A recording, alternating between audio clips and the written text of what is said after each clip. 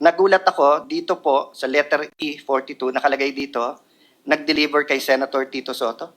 Pwede nyo bang i-verify? Totoo po to at ay kwento nyo yung circumstance. Yes, Your Honor. Sige, sir. Yung time na yan, Your Honor, advance team kami, Your Honor. Nauna kami sa area kasi in-advise na kami ng team leader namin na mag-proceed na sa building ni Tito Soto sa Baclaran. So, after lunch, nandun na po kami aboard. Ngayon, nag-aantay kami na dumating sila ni Boss Saldi.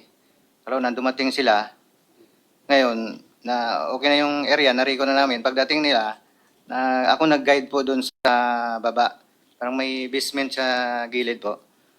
Ngayon, dumiretso yung limo ni boss, umikot. Tapos nag-drop off. Tapos umakyat sa parang hagdanan, Your Honor. At tapos may elevator. Kasama niya po si A.A. Mark, saka si Paul, saka yung ISO niya po nga si Police Major Dichoso po. Tapos noon, pasakay siya sa elevator, pagbukas ng elevator, may nagsalubong po doon. Sumakay sila. Tapos yung maliit po na dala po namin, nadala po ng mga kasama ko, tulak-tulak po nila yung dalawa, hinabol ko yung dalawa, at sinambay po sa elevator. Tapos yung the rest po na ibang malita, hindi po nakahabol. Nauna na po sa taas po. Anong dineliver nyo? Pera? Pera po. Alam mo magkano? Large po, malaki. Large. Ang large usually, ang laman ay... 40 to 70 po. So, ilan ang dineliver? 40 to 70 po yung... So, isang laman. maleta lang?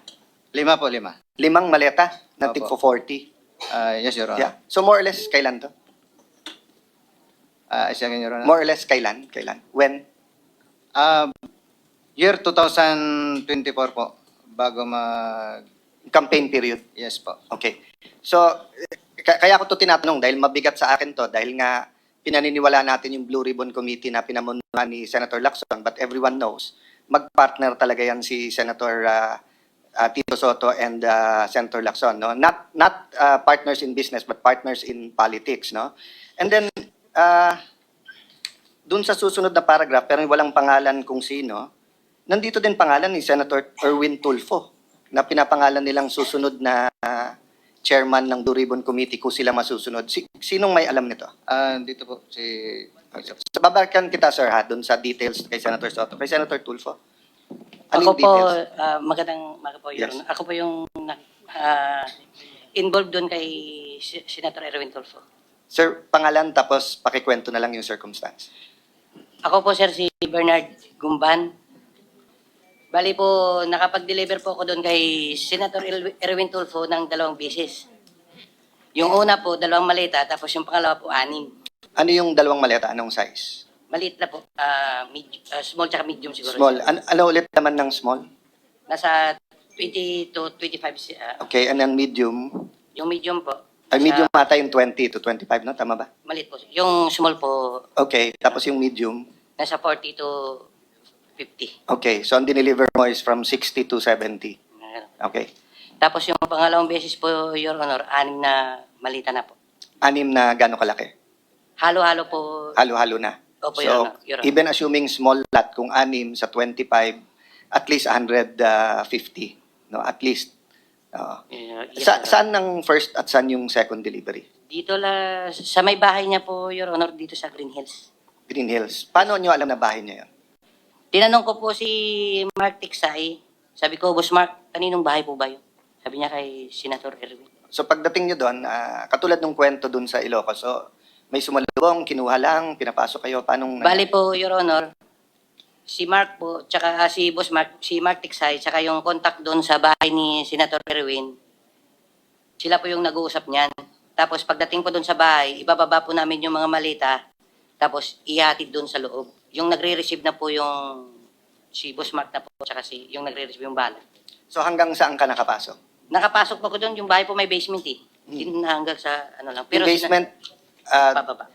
kasama kotse or bababa? Hindi po, Your Honor, yung malita po, Yung maleta. Tinulak So yung siya. kotse sa parking lang kayo, sa labas lang po ng bahay. tapos nadala yung maleta hanggang sa basement. Papasok lang po kasi may sumalubong na po doon eh, yung Okay.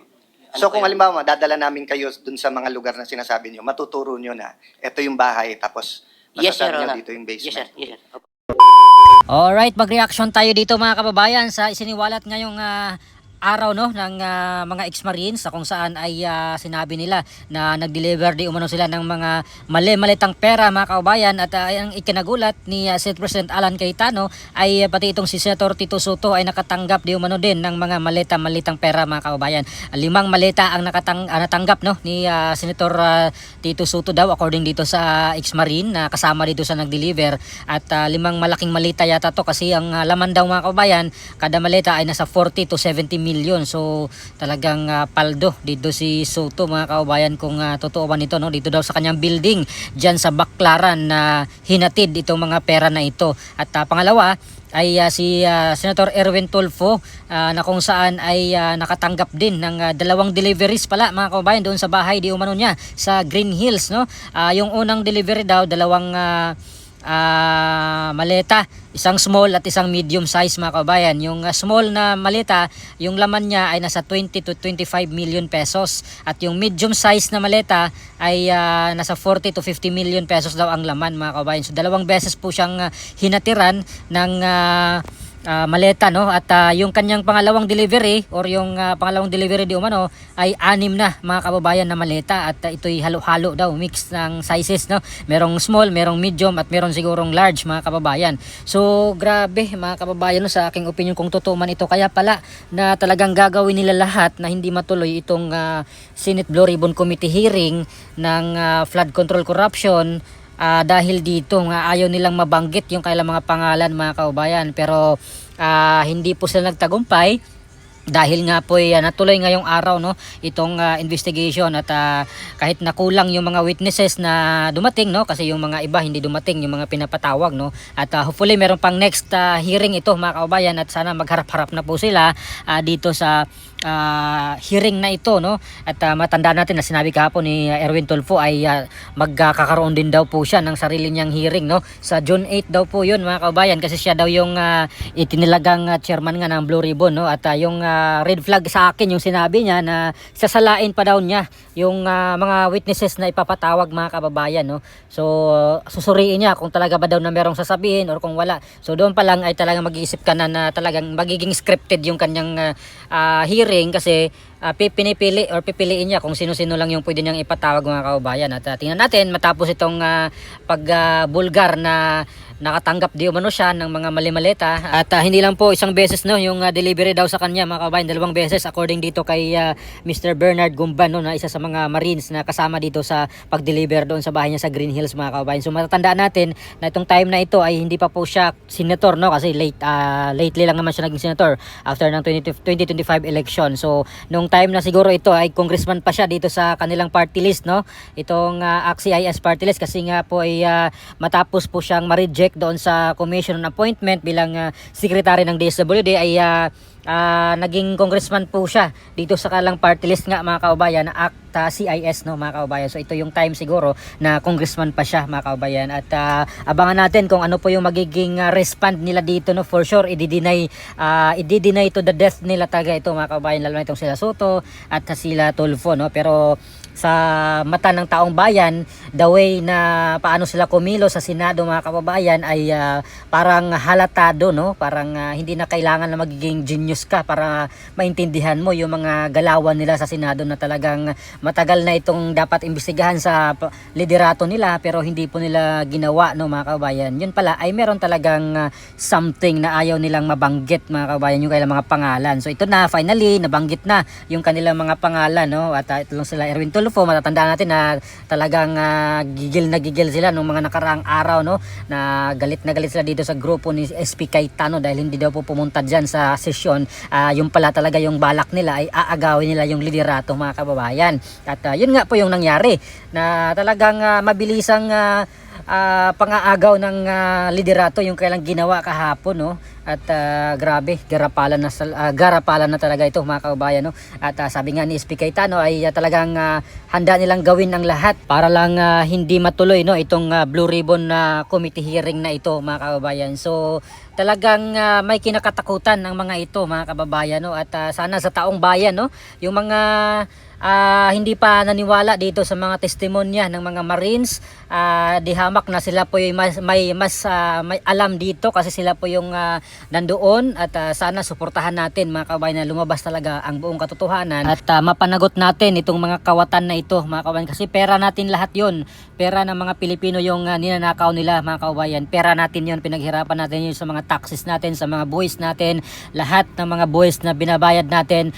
Bumili ka ng mga kung ano-ano sa tindahan, may tax na po yan, bayad mo sa tax mo sa bahay mo, sa lupa mo, sa negosyo mo.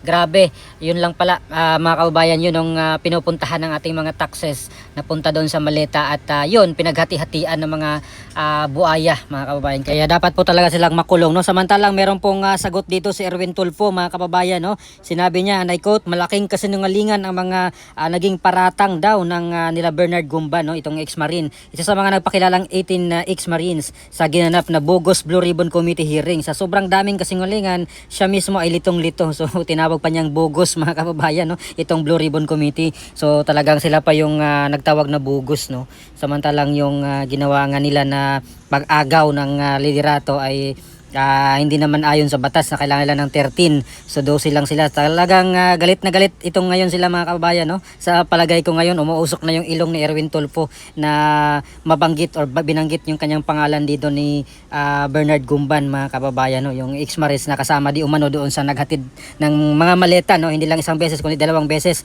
na nag-deliver ng mga mali-malitang pera doon sa bahay niya sa Green Hills mga kababayan. So ito po yung kanyang sagot, kanya pong dininay. So talagang sana magharap silang dalawa mga kababayan, no? Kung talaga bang sino ang nagsisinungaling, at isa pang magpapatunay dito mga kababayan ay si Saldico mismo at yung kanyang mga executive secretary, no? Sila Tiksay at yung John Paul Estrada yata yun mga kababayan. So sana ay mahagilap ng Blue Ribbon Committee yun mga kababayan, no? Nila SP Cayetano, at mag-testify pati si Saldico para wala nang kawala kung mag-deny man sila.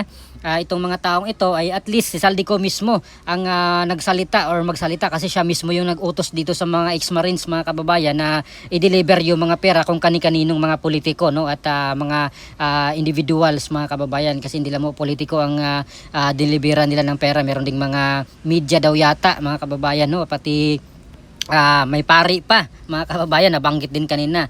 Kaya grabe itong nangyari ngayon mga kababayan, na todo talaga ang pagtatakipan, kasi ang dami naman pala nila mga kababayan, kaya takot silang mabulgar, no? Pero karapatan niya yan na i-deny niya, pero sa mata ng taong bayan, the way na kinikilos sila nung mga nakaraan hanggang ngayon ay talagang halata doon na mayroong iniiwasan mga kababayan. So kayo na pong bahalang maghusga, no? Kung saan kayo maniwala, dito ba sa ex-marines na inutusan lang ni Saldico, o kaya dito kay Erwin Tulfo mga kababayan, no? Kung totoosin ay wala naman pong napala dito yung mga ex-marines mga kababayan, no? Hindi basta-basta yung kanilang mga aligasyon, kung hindi po totoo yung kanilang mga pinagsasabi dito, no? Talagang buhay yung kapalit nila dito, kasi hindi maliit na tao itong mga binabangga nila mga kababayan. Malalaking tao ito, malalaking politiko dito sa ating bansa at makapangyarihan. Talagang delikado yung kanilang mga buhay dito. Kung nagsisinungaling man sila ay talagang grabe naman kung hindi totoo, kung hindi nila kayang panindigan kaya itong mga sinasabi nila mga kababayan, no? Wala silang ebidensya. Pero sa tingin ko talaga ay nagsabi sila, no, ng totoo mga kabayan. Unang-una, hindi po sila nakabenefit dito, hindi naman po sila yumaman, hindi sila naging milyonaryo dito, bagkus wala na nga po silang trabaho mga kababayan. At itong kanilang ginagawa ngayon ay out of tulong na lang na maibalik sa Pilipinas o sa Pilipino yung talagang serbisyo ng gobyerno mga kababayan, na hindi kagaya ngayon na puro nakawan mga kababayan, no? Kaya talagang nakakalungkot at nakakadismaya at nakakagalit, no, itong mga ginagawa ng mga leader natin, na sila na lang yung nagtatakipan para lang hindi mabulgar, no, yung kailang mga kabalastugan na ginagawa sa ating bayan. So ano po masabi nyo dito?